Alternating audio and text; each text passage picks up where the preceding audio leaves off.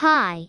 My name is Mia Tang. Along with my parents, we moved to America from China, hoping for a better life, but what we found was a world full of challenges and surprises. After my mom and dad got fired from a restaurant, they found an advertisement from a guy named Michael Yao. He needed someone to manage his motel. He hired my mom and dad as managers and let us stay at the motel. Our motel isn't just any ordinary place, it's the kind where dreams come and go, where people are always passing through, and where every day feels like a roller coaster. My parents work incredibly hard, but things aren't always easy. My mom cleans rooms. My dad fixes everything that breaks, and I help out at the front desk. We're trying to make ends meet while navigating this new world far from home. One of the biggest hurdles we face is dealing with Mr. Yao, the owner of the motel. He's a tough, unkind man who makes our lives difficult.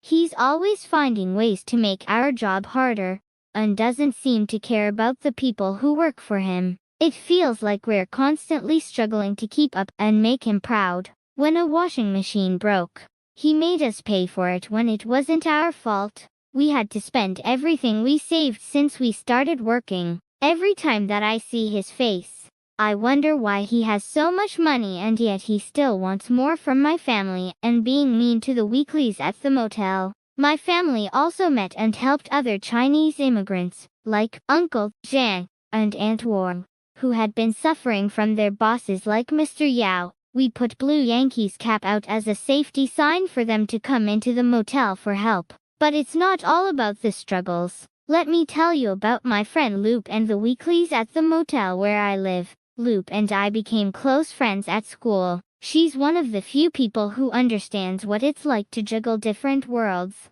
She's also an immigrant from Mexico. One of the toughest things Loop and I face is not having health insurance. This makes it impossible for us to participate in PE class at school. I want to be active, but my family cannot afford the medical bill if I get hurt. This is one of my secrets, and Loop understands it. Having a friend who can understand what I am going through helps me. Also, I've been fortunate to have the support of the weeklies like Hank and Mrs. Q, who've become like family to me. Hank, with his kind heart, always makes me smile and gives me encouragement when things get tough, while Mrs. Q's wisdom and warmth offer me a sense of stability and comfort. They've helped me through challenging times, whether by offering a listening ear or sharing their own experiences and advice. One of the most meaningful things I did recently was help my friend Hank by writing him a reference letter for a job application. Hank has been accused of being a thief just because he is a black guy, but he is one of the nicest and bravest men I know.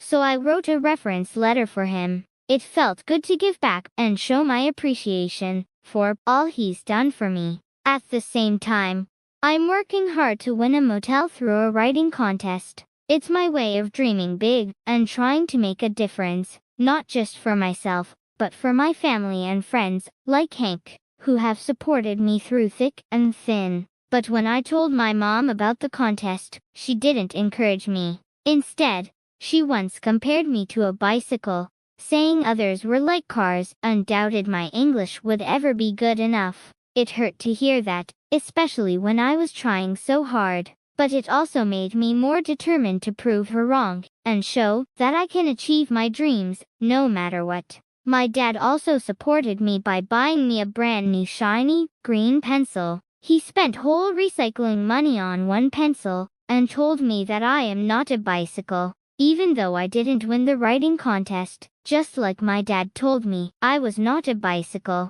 I wrote a story at school, and Mrs. Douglas said I was an excellent writer. There were no 12 exclamation points of bad grammar. I wrote about how I had to say goodbye to my cousin, Shen, and how I missed him because he was like my brother. When I found out Mr. Yao was going to sell the motel, I wrote to every single person that I know, including all the participants from writing contest. They all chipped in their money. And finally, we could buy the motel from Mr. Yao. My writing skill bought us the motel, and my family didn't have to suffer anymore. We were so excited, and everyone celebrated by jumping in the pool.